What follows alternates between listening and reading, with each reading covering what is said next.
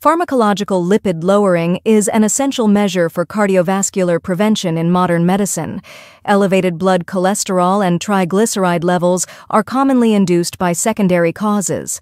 If secondary dyslipidemia is suspected, diagnosing and managing the causative factors are critical, as is lipid level monitoring.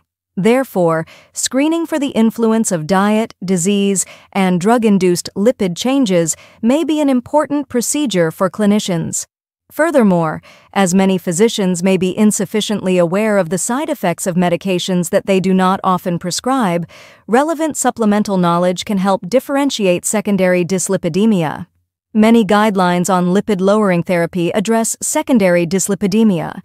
Although these guidelines describe the causative conditions and the significance of their screening and treatment, these are only briefly described.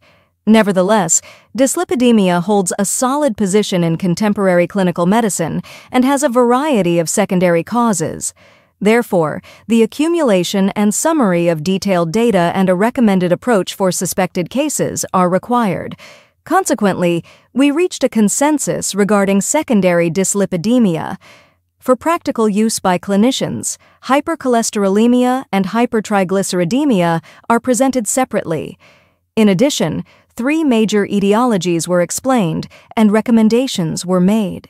A lifestyle that accelerates obesity, including excessive calorie intake and low physical activity, commonly worsens hypertriglyceridemia. Various causes, including diet, diseases, and drugs, can contribute to secondary elevation of blood cholesterol and triglyceride. Screening and identification of potential causes are primary steps for secondary dyslipidemia. Managing secondary factors, especially focusing on the greatest contributor, needs to be preceded before additional treatment.